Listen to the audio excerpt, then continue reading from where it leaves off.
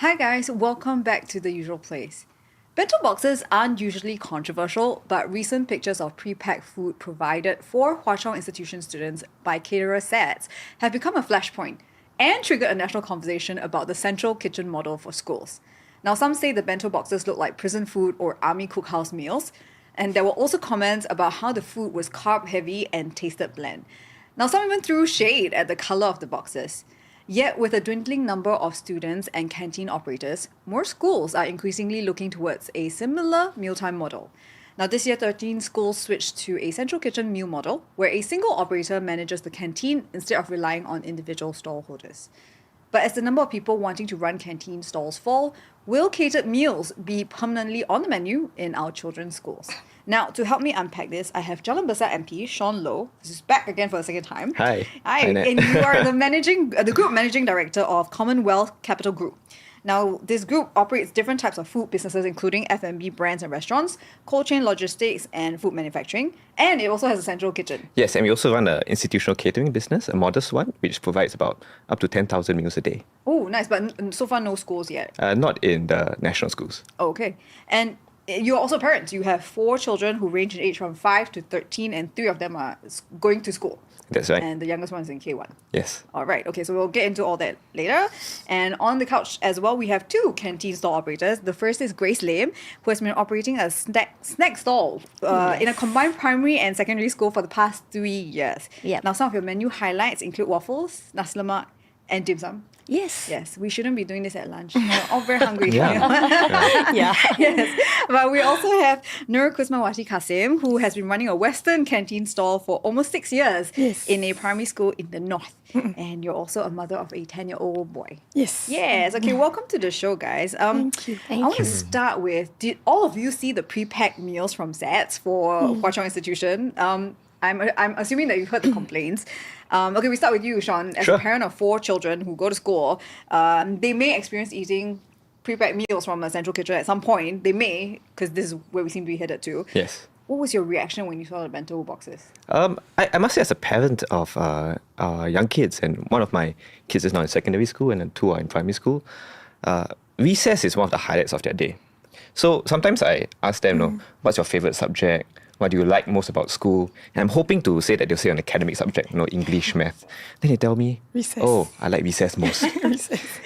And then that's good. And actually, a lot of our students also say the same thing. But most recently, they said, actually, Pa, I like dismissal more, which is a bit of a sidebar there. I think that kids, parents, and operators all want different things for the food that they serve during recess. It overlaps, but it's not a full overlap. So when I talk to my kids, and I just asked them last night what they wanted in recess food, they said 2 things. They want it fast and they want it yummy. Now, if you ask me as a parent, I'm like, okay, I can understand where you're coming from, but I want it nutritious and I want it affordable. And I think operators want it commercially sustainable as well. So somewhere in between, we need a model that works for all. Yeah, I mean, Grace, do you agree with what Shawn said? Definitely itself, I agree. But we come to a point where if you talk about recess time, when you do bento sets, they may be not as interesting when the kids are they are receiving their bento sets. They will actually want to queue up in the canteen store buying the food that they like. Yeah. So I mean half. I'm agree and not agree itself. So I still prefer to have a store queuing up. When you saw the picture, were you like, I mean, we're all going by pictures here, right? We don't actually see it in person. Were you surprised, like looking at what's offered in your school and what you sell personally? I mean, I won't be actually surprised because I will actually know what kind of bento sets that you're getting at.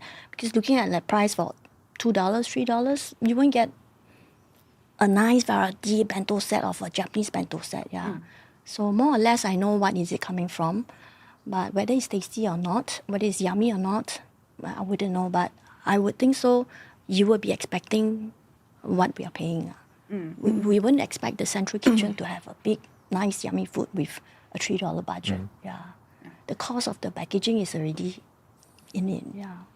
Very practical. Very practical. Hey, what do you agree, or were you a bit surprised by the I was reaction? a bit surprised when I saw the pictures, but again, me as a parent, of one. So for myself, if let's say there isn't any more canteen vendors, I think there's this loss of human touch with like the students and the aunties or uncles. Recess is always a time where when we were growing up, recess is the best time. When that is where you learn how to speak to strangers in a safe environment, I would say. Yeah, so for me, I think and this bento is still new. We have to give a bit of more time for them to understand what the kids would prefer to eat. Yeah, so like herself, half lah. I mean, there's a good and there's a bad of having that bento itself. Yeah. Okay. So one of the things I mentioned in my introduction was that one of the reasons why schools are teaming up with caterers is because they're having trouble finding vendors. So I have some stats. According to MOE, about 60% of schools reported difficulties filling vacant canteen stalls in 2024. So that's 2 years ago, compared to 34% in 2020. So which is why I want to know, why did both of you decide to start running a canteen store? And maybe Wati, we can start with and quite you. recently as well. And quite in the last 5 to 6 years. But Wati, tell us, why did you decide to do this? Okay, for myself, back in I think 6 years back when my son was still in preschool, I was supposed to go back working. So I went for interviews and stuff like that. I got a job. And then there was one point of time I told my husband, I think I wasn't really keen on going back. I just wanted to be with him for the next 6 years. So it changed back again. And then apparently I saw this ad where they are looking for vendors. So I thought, hey, probably I'll go out of the box, out of my comfort zone, where try on canteen vendors. That was my first time trying out. You've never cooked before? I cook at home. Okay. I love having guests at home. Yeah, I love. But having to cook in a big portion, of course, I've not tried that. So that's when I started wanting to try vendors. So I went for their interviews, their food tasting and all. Then they allowed me to try, even though that was my first time. Yeah, great. What kept you going for 6 years so far? Okay, basically, of course, I do have people around me questioning my choice. Like, hey, you have a degree and then you ended up being a school canteen. What's the degree you have? Bachelor in Arts. Okay. So I was in Mass Comm back then. Yeah. So so I told them it's more of about passion than the title itself. So what I told them, I said, maybe I have a passion for cooking and I have a soft spot for kids. Even though I only have one. But I love serving kids. I think they are just the easiest to please them, with good food and all. So that's why until today I am still working. I'm still doing this because I think it's all about passion. I think I have the passion to cook and that kept me going, looking at them, enjoying the meals. Yeah. Grace, do you have the same motivation? I totally agree with Wati. You love kids. Yes, I think the only thing that you keep going is you must actually love kids. Yes. If you get frustrated with them, I don't think you will be able to stay in a canteen store for long. Yeah. So for me, what makes me actually started this is I love to actually, I always dream to be in F&B, a business. But when I do research, right, it's so expensive. Yeah, going through hawker or maybe even rent a cafe, it's too much. It's very expensive paying the deposit itself. Yeah. So I actually got to know someone and they say, why don't you try school canteen? School canteen, are you sure? Yeah, so I went to Google and then I tried to send in some application and just try out. Why not? Yeah, and then I stay for a few years. Yeah. Nice. So how did each of you come up? Because Grace, you sell snacks and Wati, you sell Western food. Yes. How did you come up with your menu? I think social media, it helps lah, right, basically. So I Google, back home, I will usually cook the Malay kind of dishes. I don't cook Western. So I think I tried on Googling to find out what kind of meals kids these days will prefer to eat. So that's how I learned. And then I do bake in my school. So I do bake like banana loaf. I do bake butter cake, but in a healthier version. Yes. So so it's like every day you learn something new. So that's how I learned. Do you have like a staple dish, or like does the menu change every day? I change every day, but it will be usually pasta and rice or pasta with mac and cheese. So of course the kids will prefer mac and cheese every single day. Is your stall the most popular stall? It sounds like it. It sounds like it. I'll Yeah. eat mac and cheese every day. But not really, because when as they grow, they will prefer to have rice, which is the next stall. Yeah, so usually the younger ones, they would prefer to have the Western food. Yeah. Oh, nice. And everything is prepared from scratch in store. Yes. Yeah, everything is from scratch in the morning. So I do have whole meal bun, like sausage bun, chicken bun. Yeah. Okay, all made from scratch? All the buns, no lah. Oh, okay, Yeah, okay. it's just the chicken, like for example, nuggets. I do homemade nuggets. Yeah, it's everything from scratch. So I just want to quickly get Grace's view on why you decided to have a snack stall. For me, because I'm very new to F&B, like what I said, I don't want to be too adventurous. So I didn't want to actually search for a full meal store. So I decided to just search, as long as there's snacks, dessert or drink store, I will send in my application. So and see which school actually wants me. Yeah, so I actually I didn't look at the school. I look at the whole list of the MOE website and see which store has snacks and dessert. Then I submit. Yeah, of course, not too far away from my place, so within a distance. Yeah.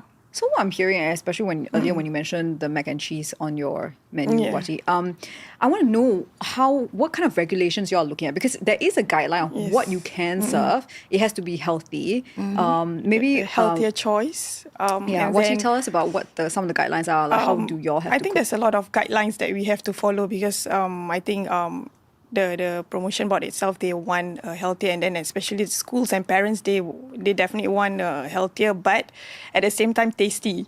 Right. So, for example, like mac and cheese, I have to use whole wheat, and then low fat milk, and then low fat cheese. All these are costs which, as you know, whenever it comes to healthy, it's slightly expensive than the normal ones. Yeah. So And it's not bulk buying, right? It's no, not like it's not, yeah. whole everybody in the canteen is buying at one shot, right? No. You're buying your own. We are buying our own. So, at times that's the part where I think cost plays a part where, sometimes it's a bit hard you want nice food, but at the same time you need to look at your budget whether you are able to sustain on the amount or not. Yeah. So this budgeting, it's like a whole math situation here. Because, okay, so just to double check, there's a price range on the rent that y'all pay, right? So it's Yes. between about $5 to $15 $25, or I think. $25. So that's the rent part you have to take care of. And then are there any operating costs? So we the have ingredients the part? electrical, Yeah. the water. bill. Utility bills. Yeah. Grace, is there any utilities. other like operating costs that... Yeah. I think if we were to have assistant, we have to pay the fees. Yeah. Correct. Yeah. So like salary, utilities. Then we have those like cleaning services. Yeah, dishwashing services. So Which these are the is charges. Which is the most costliest charge for each of you? For Grace, what do you pay for the most? I think the cleaning services for me. How much is it? About. About, yeah. 1K and above. Okay. Yeah. And so it's like you alone are paying this, or it's the same for everybody? Everyone is actually paying the same. Yeah. All the stall It's more holders than then? $1,000. So everybody is paying the month? same a month. Yeah. Okay. And what's the highest cost for you? For myself, I think will be someone who my assistant who is helping me. So I will pay her on a monthly basis. So I think that can go about. It's not that much. So it's about $600-700 a month. Yeah. So in a sense, people are like, wow, your rent is so low technically, because you can't get this at like hawker centers, right? Yeah. But then there are other like add-ons that people might not Correct. see. So can you, I mean, this sounds very capitalist for me, but like, can you make money as a canteen stall vendor? Like, is this like, how much would you make in a good month? I wouldn't think we actually make a lot because our profit wise is very, very little. Sometimes it may be even 20 cents to 50 cents per item. So it's very low, but we're not looking into like so I would actually say that if you want to be a canteen operator, you will not look into like a high salary portion wide. Yeah. So it's still sustainable itself. Yeah. I think it's sustainable because we have crowds, and then you need to know what are your boys or your girls actually wanted to eat. So you need to make things that they are always queuing up for you. Yeah. That makes the thing sustain. Yeah. And I think unlike hawker centers or food outside of school, there is a price cap. Is there a price cap on food, right? Yes. So basically you can't sell items that are very expensive. Like, is there a price range top price that you can't sell beyond? Is it like a couple of dollars? I think like for myself, I think the max, the bigger portion will be about $2.30. That's the max. That's the max, but they do have sides that they want to add on. But again, we usually won't allow them to buy as much to amounting to $4 or $5. Oh, is it because you will it have will a become warning, a is it question. like- Yeah, it will. The parents will come back asking, hey, why is my kid buying so much from your stall? Yeah, so Maybe the food's good. yeah, but parents, I think they want to ensure their kids don't overeat. So that's the reason why I think we usually have to ensure we don't allow them to buy at a certain amount. Yeah. So for me, wise, sometimes I do stop them, but the kids are sometimes they are very clever. They Yeah. really queue. So You must have really nice food. You Or cannot. sometimes they will get their friend to buy. Yeah, that's but, correct. But Yeah. sometimes we have stall order, we know, Yeah, his pattern. you know say, what is, "Oh, yeah. You bought already, right? You want to buy for your friend, right? Yeah. So because they just want to eat more, but then the price, Yes. and I would think that the prices are pretty like low, so they can kind of have more of one thing, right? As compared to like say if they bought it outside, I guess. I mean, Grace, with snacks, how expensive or how cheap do you sell them? My snacks, if you're talking about tidbits, like rice cracker or this, we start from 20 cents onwards, the rice cracker, 20 cents onwards to maybe $1. But the kids will actually buy like maybe 2. So depending on how much they have, they will spend like $1 or maybe 150. That's about it itself. Yeah. So if you want more, sometimes we'll actually try to stop them because we do correct. not want them. Yeah. But we also have won't to be always the stop food them. police. Yeah. We do And, that. and we have to yeah. keep in mind also that you operate only during the school term. Correct. So in 56 weeks in a year, only 40 weeks actually the school is open. Yeah. And now you add on school holidays, you add on more home-based Public learning holidays. and public Correct. holidays. So the number of operating days actually has been reduced, I think. Reduced. So you don't Correct. work Yeah. during, the store is not open during June and December. No. So Yeah. do you all supplement your income in other ways? I think because when I took this canteen, the monetary wise in having a monthly income wasn't the main, what do I say, the main thing that I am Not the looking full for. commitment. Yeah, so because I wanted to just kill time in the morning when my son is in school, and then when I'm back, he's back. So probably I can't speak for all the vendors, but for myself, I think it's okay for me not earning in June and December because I'm able to sustain in terms of our financial wise. Yeah. But I do have side business, home-based business as well, but to keep me occupied. Yeah. Yeah, Is so it- same like me also, but I do some side business. I do babysitting and tour leading. So when there is a chance, then I will just hop onto it. Yeah. So I actually go for MOE, leading those Sec 3 students overseas also. So I just being paid by a daily allowance, which is not too much. Yeah, but it's okay to kill my time and I go for free holidays. So do you think like if someone wants to do this as a full-time job, do you think it's viable like in terms of the amount of money that they can, the salary that they would get each month? Or not salary, amount of money that they would earn each month? I would actually think that for me, if you are actually having a financial commitment like a loans, car, that you really need to pay monthly, maybe you need to do some math calculation. I mean, if your before spouse is you- able to correct cover it for you, Yes. this is good to Yes. to learn. I mean, Yeah. to 'Cause don't forget that June and December You don't earn have a anything. zero income, totally zero. Yeah. So everyone has to do their math. For me, I believe, and Wati also, I think we come from a background that maybe, for me lah, I'm talking about myself, we don't really have much loan to actually pay. So this is actually like a killing of our times. Yeah. Yeah. So, Shawn, you were going to say something? No. Go Okay. ahead. Okay, I was actually going to ask you a question because I was going to say that, hearing both Wati and Grace talk about it, and then now we're also here because there's a central kitchen model. So there's the vendors, and then there's this central kitchen model. Basically, the central kitchen model is happening now because schools are looking for a way to solve the challenges, with vendors and providing inexpensive meals to students as well. So a lot of tension in that situation. Your experience working with food chains and logistics, why does it make sense for schools to do this on this scale?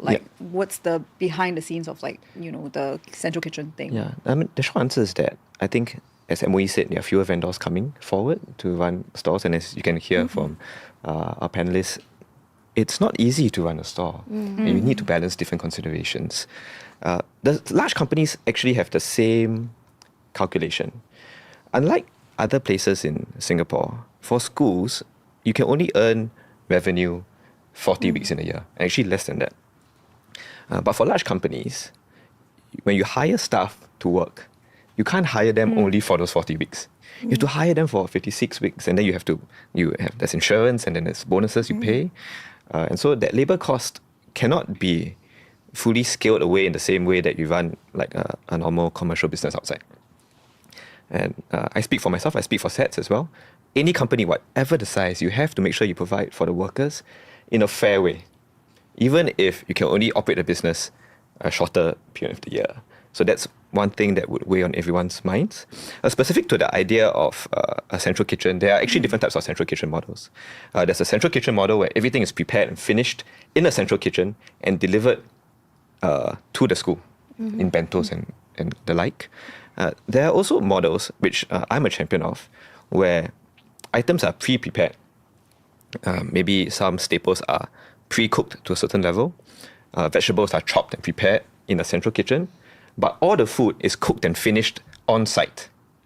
I think that's maybe a better, even though it's a slightly less efficient model, because that still brings a lot more joy to the kids, a lot more variety, and you can still make it work operationally because you have the scale to buy cheaper and to process it in a much larger facility. So I was going to ask you because is the central kitchen model the best model? Because if you think about how other schools around the world do it, in America, watch too much American TV, then I see that cafeteria, it's like, hey, so fun, you queue, right? So we could have that cafeteria style, even in Japan. I think high school kids also do the same thing, and then to go to your point, it then reduces the need to move the cooked food around from one place to another. I mean, there were kids just last week. I think 60 kids in River Valley Primary School got sick. After eating lunch from one of the central kitchen providers. So why do we not do this current? I don't think we do it currently. Not yet. I think that over time, if I could see into the future, one of the models would be the cafeteria model.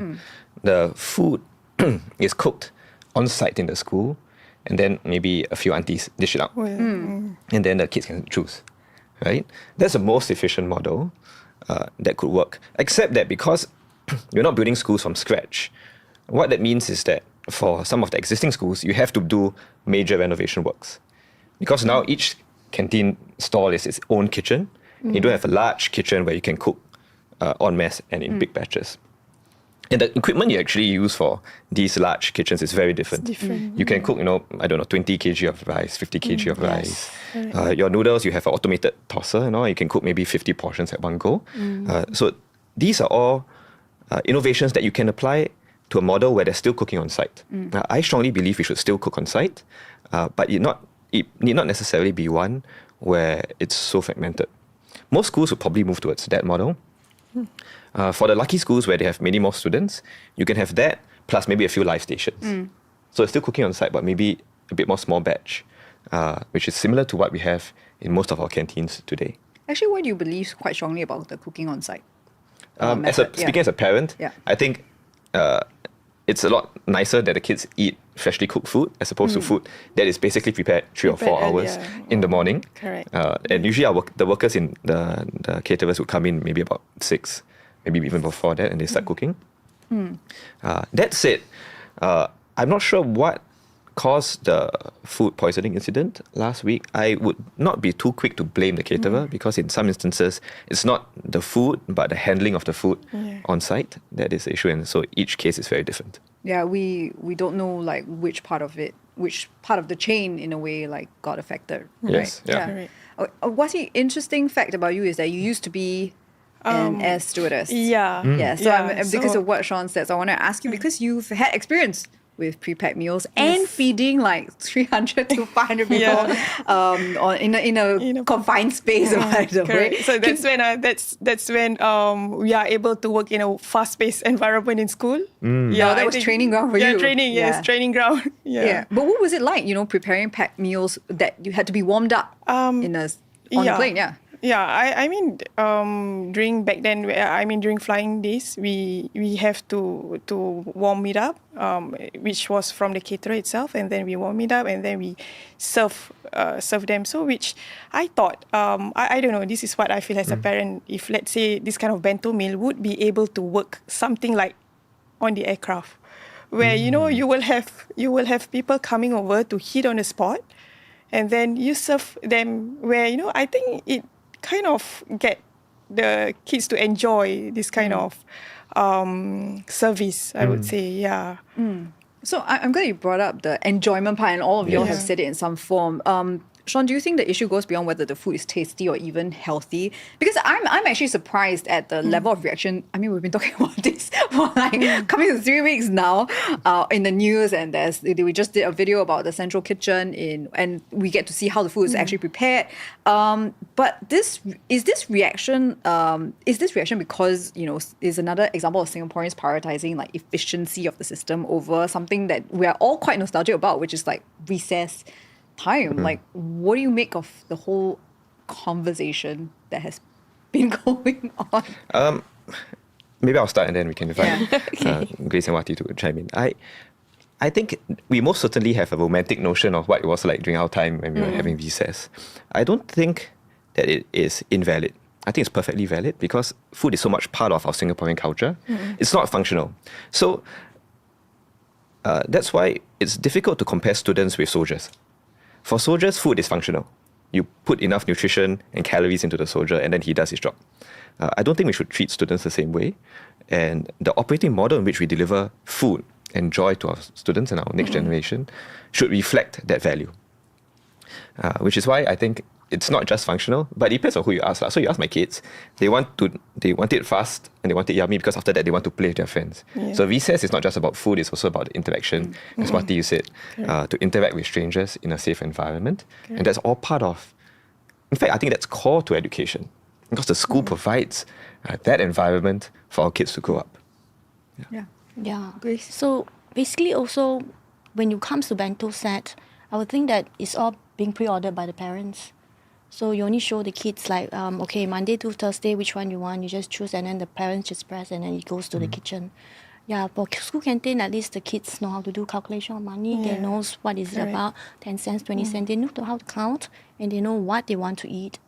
And this actually bring them to their adulthoods when they are working. So this makes sense. If you are actually doing bento set throughout the whole year, I believe, I don't know, they just go and tap the card and then the food is here. There's no more communication. Yeah, that's the thing. And then now comes to social media already, they don't talk. And then now we are talking about this bento set. They don't they talk don't again. communicate anymore. Now, what's it like chatting with the kids? Like, do you have to help them with the budgeting or like picking the meals? There are days when they do not have enough money. So we will usually, okay, it's okay. Tomorrow then you come and pay. They will tell stories about where they go over the weekends. There will be small chats with them. That's the reason why I think we enjoyed. They love chatting with the aunties and uncles basically in school. Yeah. So especially for me, snacks, they will, Auntie, today is my birthday. Yeah. Take, choose. Correct. Wow, okay. Yeah. So it's okay, your birthday, we'll sing for you. Are you all got to check or not the IC card or whatever Yeah, identity card? Like, is it real? Based on trust. Yeah. So they also want to feel special and during like recess and like, oh, that's so cute. So my boys are actually very nice. Like last week's my birthday.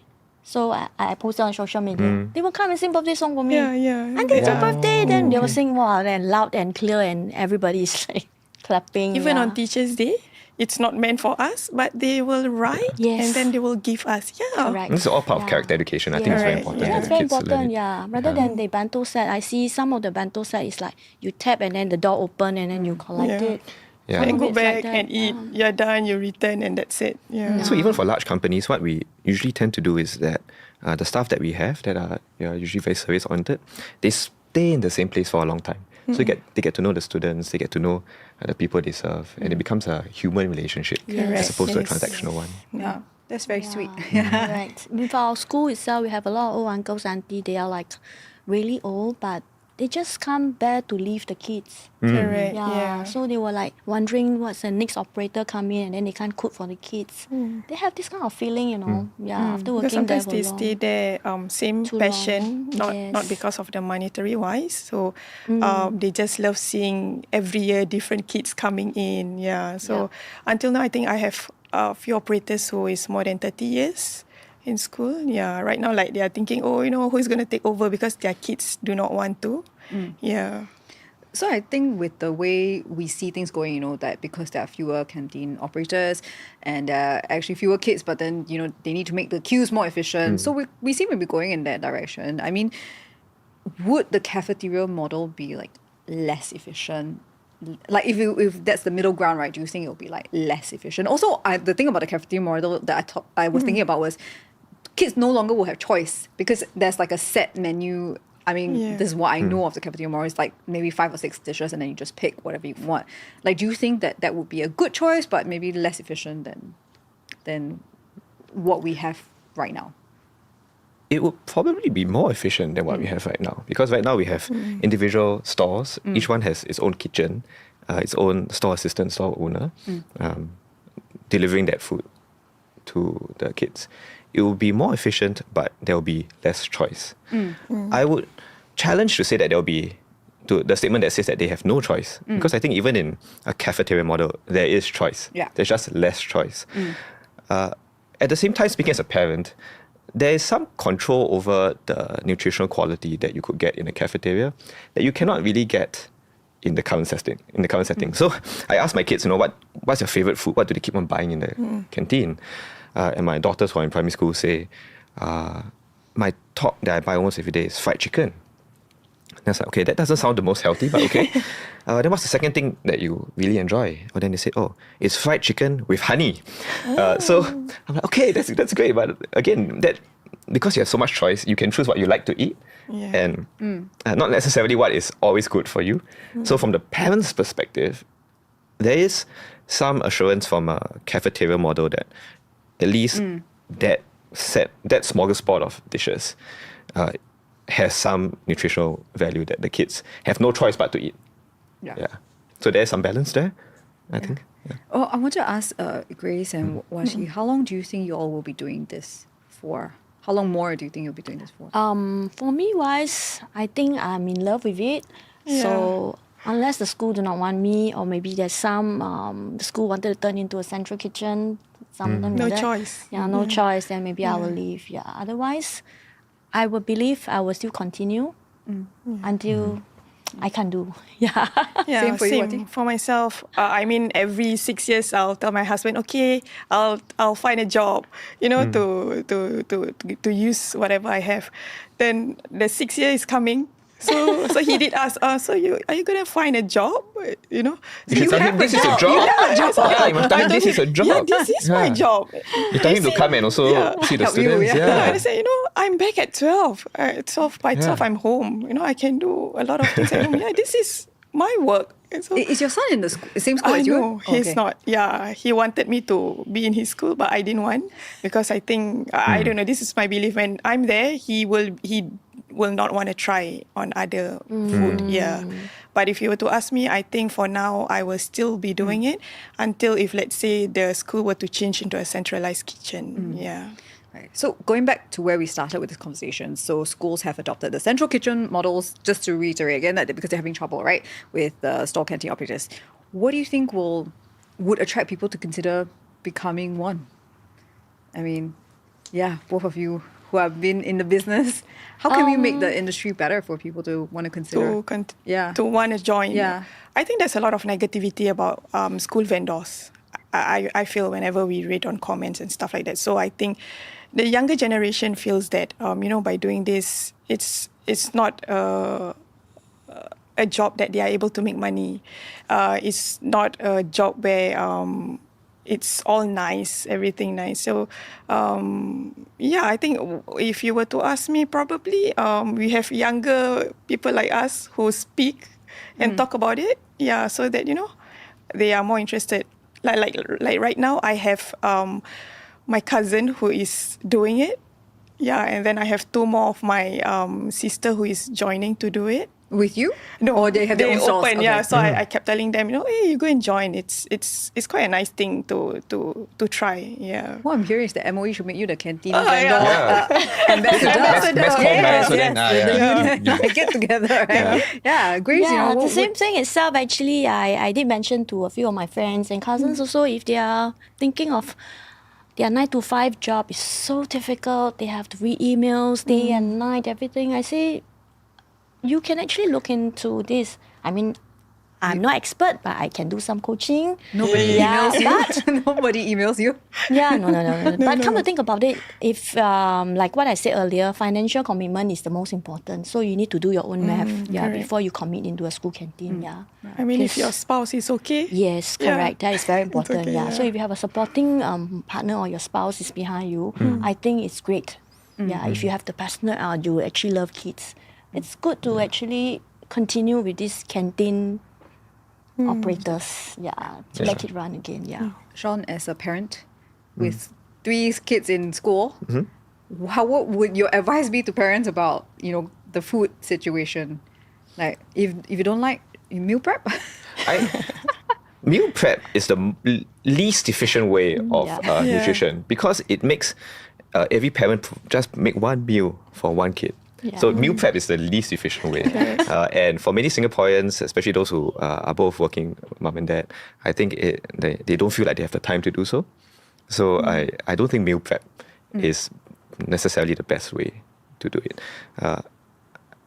I think over time, building that relationship with the school, with the canteen vendors and all, you can find a way where parents would feel assured that the kids have the options to get nutritious meals in school and to still continue to say, my favorite period of the school day is recess.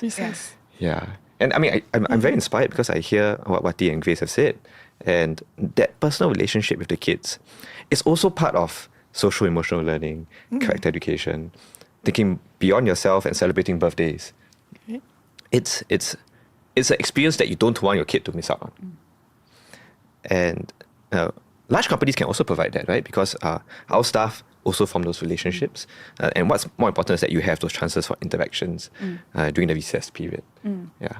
So I don't think meal prep would be the way forward. Just a suggestion. Yeah. I will not. You won't, right? Will you do meal prep for your No, yourself? I don't. Because it's quite time consuming, especially in Because at the same time, when you do meal prep for them, they will know there's this comfort food that they will only want a certain kind of food at home, and then they want to bring to school, and that food. So they are not willing to try outside, and then they became a picky eater. That's the issue. I think that's the problem right now that the kids are facing. And I do see my boys, you meal prep for them, they leave it one side. And then they They just will go to continue. the yes. And then they say, hey, what are you going to eat? Oh, later. But I'm not too sure whether they eat it. So Must pull back their allowance. If you give them meal prep, must pull back their allowance. actually parents do give them allowance Yeah. too. Yeah. Yeah. Makes sense, But you need to give them a little bit lah. Yeah. I would say though. Sometimes they need that extra cash just to buy something on their own. But I would say that yes, I did it only for my boys that is only 1 year, P1. But it seems to like, Mommy, can you stop doing that for me? Yeah. Because they just rather eat They in just school, rather right? They just enjoy want because when to their friends queue is up. queuing up, Correct. enjoying, and then they have to take out their meal prep box. It seems not them. Yeah. You have to So- bring around the school. Yes, I think yes. they just don't like it. So beyond meal prep, you probably see a hybrid model. I suspect many schools with enough critical mass may still hire single operators to run some form of cafeteria. I do think that going forward, more operators will want the cook on-site model as opposed to the cook off-site model. Both are central kitchen run. And there's still space for single-user canteen operators to come in and provide those options for our kids. Yeah, maybe not all schools, and it really depends. Because some schools, I've actually taught in a school for a few months when I was very, very young. And the school I was at really had challenges in keeping canteen operators because the socio-economic situation was quite challenging. And they ended up having only 2 operators, and then the kids also didn't have any options. Yeah. So that was not great. Yeah. So you need a balance depending on each context for the school. I think that's what I would say. All right, so we'll find out what happens. We'll look out in the next 5-10 years, see what our canteens evolve into. But thank you, all 3 of you, for being here and for the very exciting conversation about canteen food and No, thank you, recess. Nat. Thank you for being Thank you for here. having us. Yeah. All right, and that's it from The Usual Place today. Now, if you're watching us on YouTube, don't forget to like, subscribe, and hit the notification bell so that you won't miss the next episode. And if you have thoughts on what we discussed today or what your favorite recess food is, tell me, drop me a comment on YouTube or talk to me on Instagram at The Usual Place Podcast. I'll see you next week on Thursday at noon.